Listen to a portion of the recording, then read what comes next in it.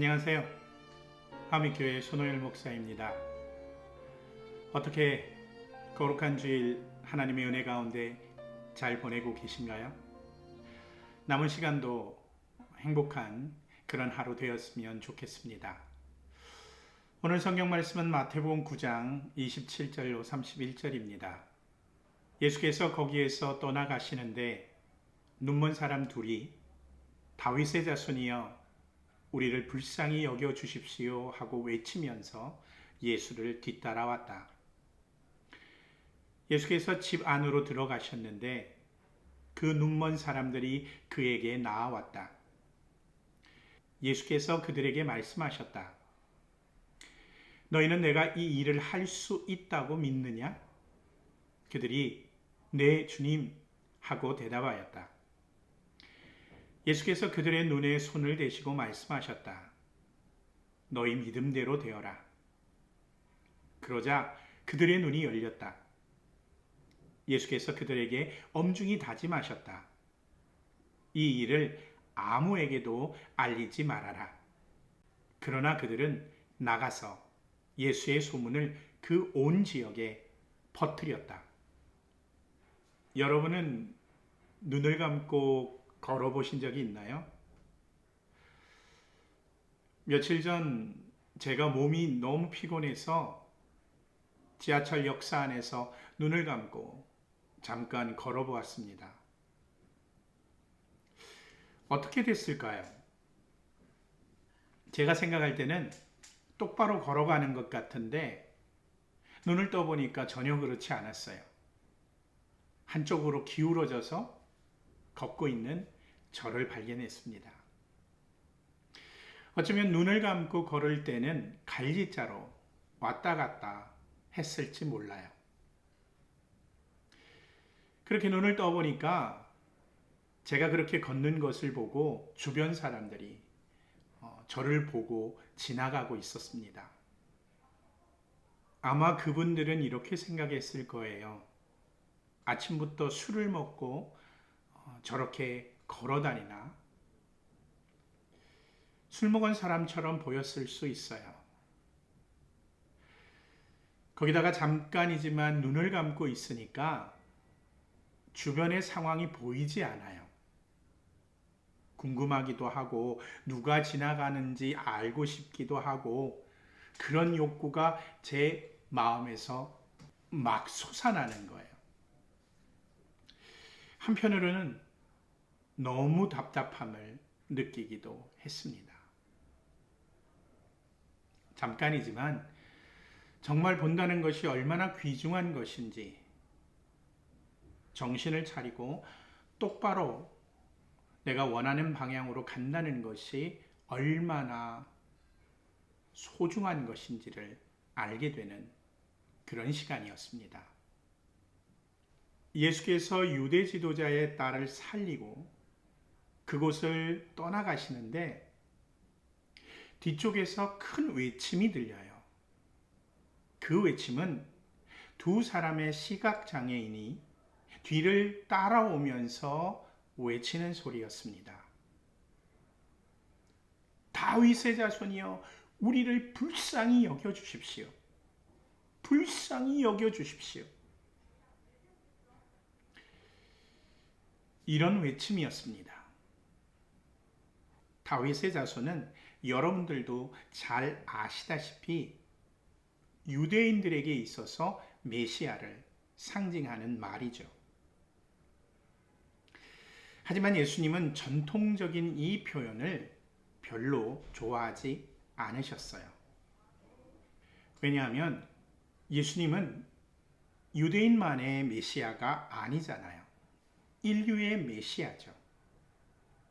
그러니까 전통적인 유대인만의 메시아인 다윗의 자손이란 말 자체가 예수님은 별로 마음에 들지 않았던 겁니다.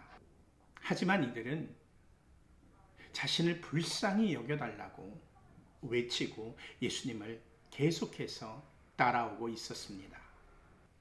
왜일까요? 9장에 등장하는 인물들을 보면 우리는 알 수가 있습니다. 중풍병자 세리, 유대 지도자의 딸, 12년간 혈류병 앓은 여인, 시각장애인. 오늘 본문을 지나서 다음 절에 나오는 말 못하는 사람 등, 이들의 공통점은 당시 유대 사회에 있어서 외면받던 사람, 즉 소외계층이었습니다. 사람들의 관심을 받지 못하는 사람이며 어려운 삶을 사는 사람이었어요.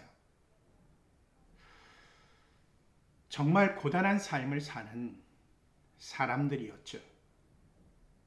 특히 당시는 신체에 장애가 있으면 하나님의 벌을 받아서 그렇게 된 것처럼 부정하게 보았고 부정한 사람으로 여겼어요. 하나님께 바쳐지는 제물에도 장애가 있는 것은 드릴 수가 없었습니다. 얼마나 힘들고 어려운 삶이었을지 참 가늠하기조차 어려워요. 특히 제가 잠깐이지만 피곤해서 눈을 감고 지하철을 걷다가 느꼈던 그런 감정들을 이들은 평생을 겪으며 살아왔을 것입니다. 사람들의 외면도 있지만 스스로 느껴지는 답답함, 그리고 절망감, 인생을 살아가면서 사람들 사이에서 자신들이 할 수 있는 것이 아무것도 없다라는 이런 회의감, 어쩌면 이런 것들로부터 정말 간절하게 벗어나고자 안간힘을 쓰지 않았을까요?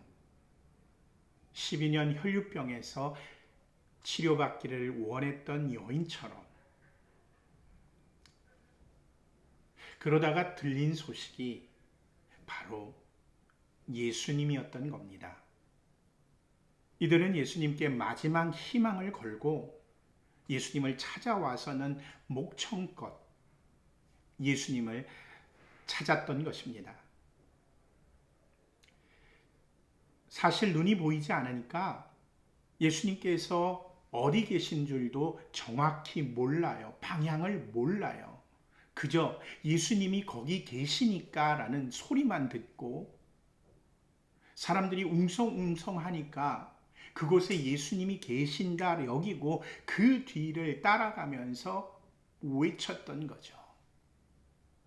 그러다가 예수님은 집 안으로 들어가셨고 그들은 그래도 주변 사람들의 배려를 받았는지 예수님 앞에 나아올 수 있게 된 것입니다.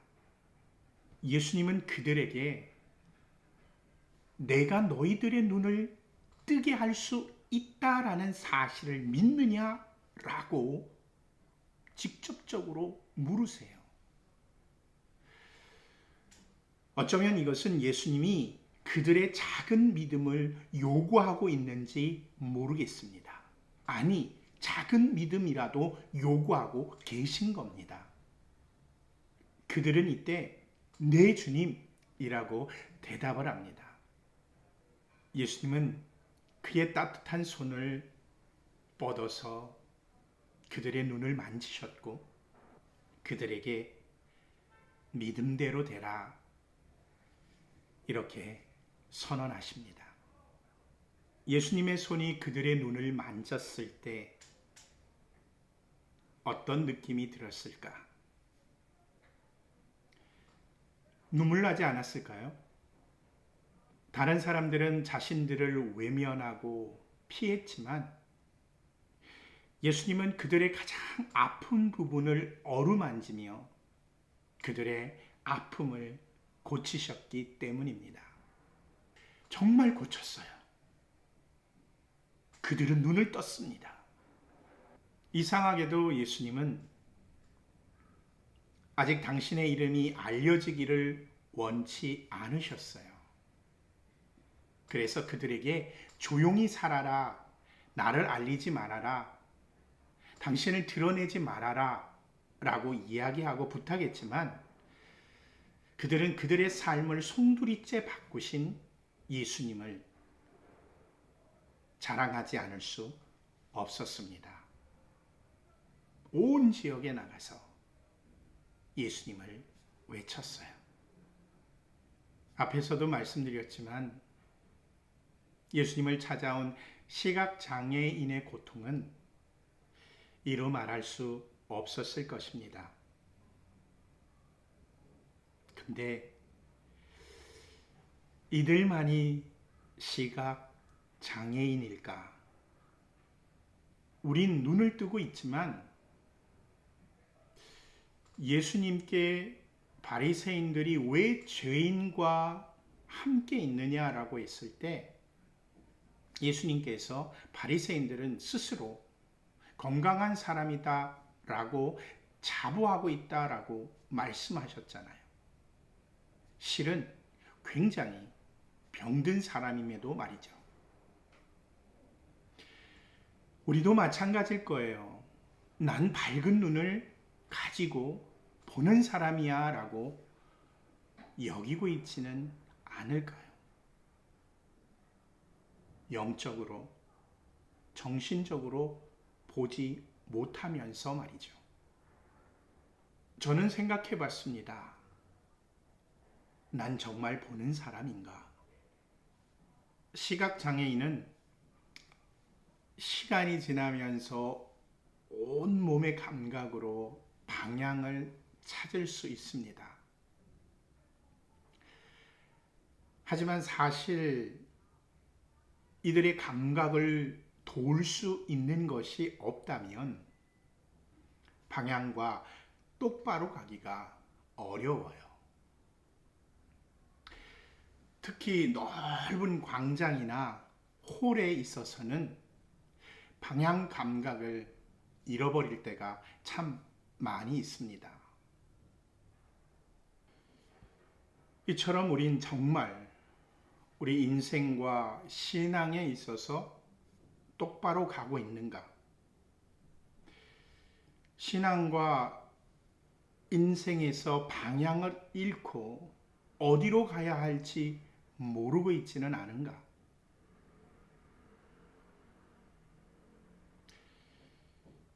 이렇게 방향을 잃고 어디로 가야 될지 모르는 사람이라면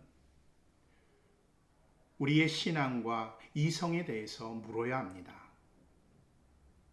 난 영적, 정신적, 시각장애인이 아니야?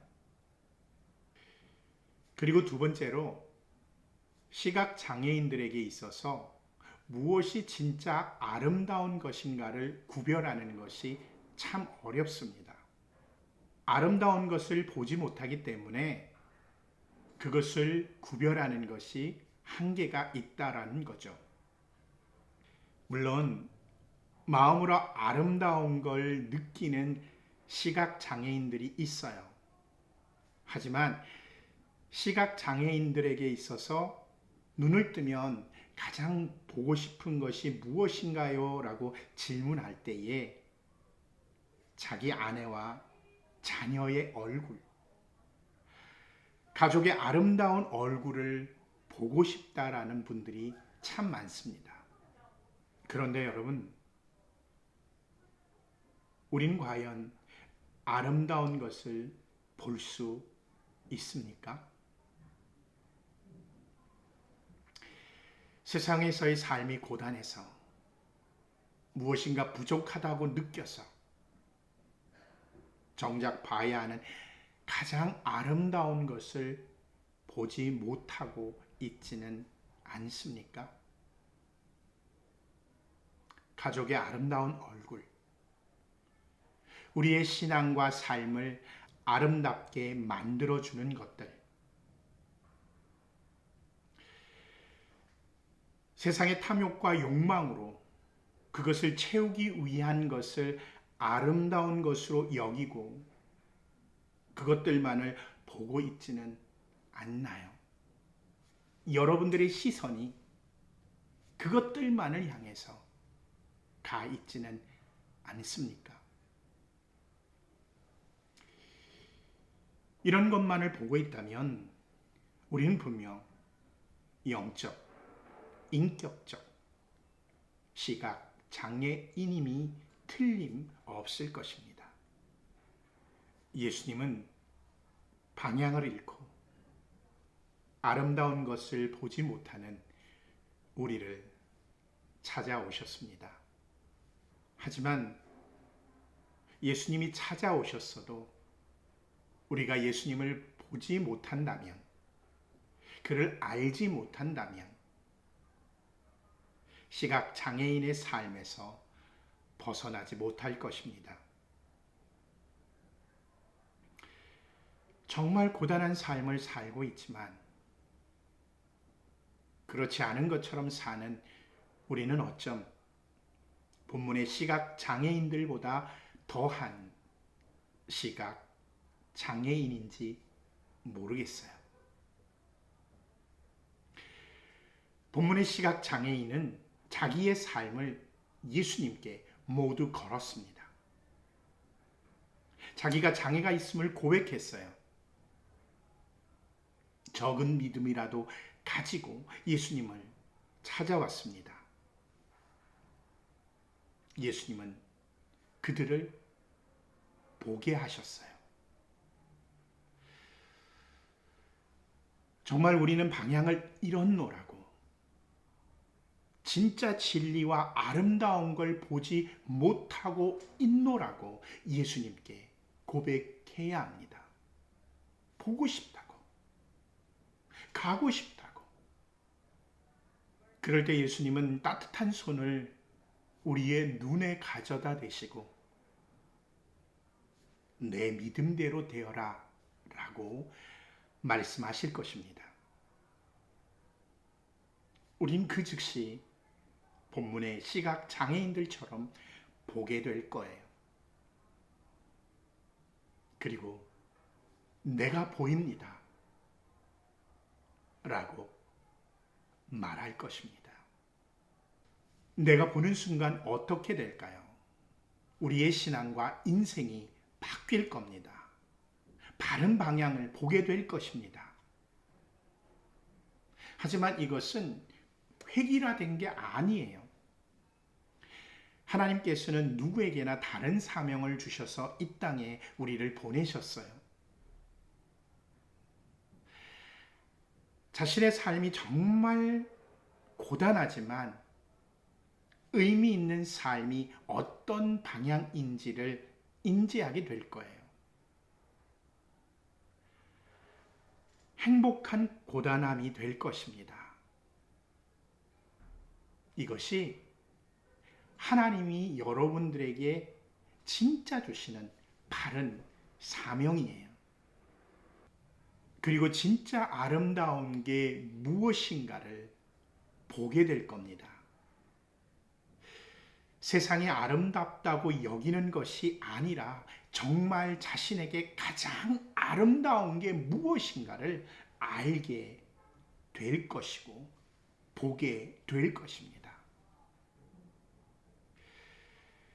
그건 바로 하나님의 사랑이에요. 예수님의 사랑입니다. 가족의 사랑이고요. 주변 모든 사람의 사랑일 것입니다. 나눔이며 배려일 것입니다. 우리의 눈이 열려서 탐욕과 욕심만을 추구하는 시각으로 세상의 것을 보는 것이 아니라 정말 아름다운 하나님의 사랑의 모습으로 아름다운 것을 보게 될 것입니다. 이런 아름다운 걸 보게 되는 저와 여러분들이 되길 간절히 소망합니다. 오늘도 하나님, 제가 보입니다 라고 고백하는 저와 여러분들이 되길 주의 이름으로 축원합니다. 우리 함께 기도하겠습니다.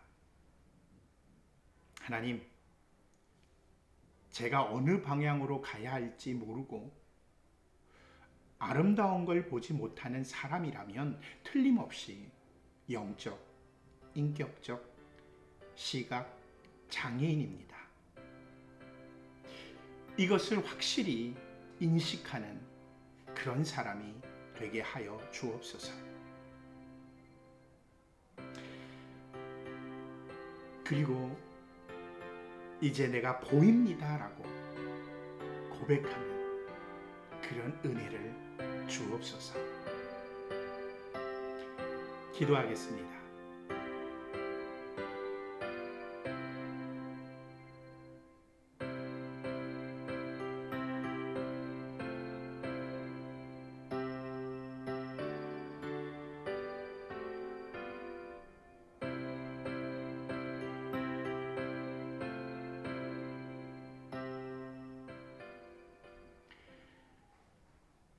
건강한 한 주 보내시고 다음 주에 뵙도록 하겠습니다.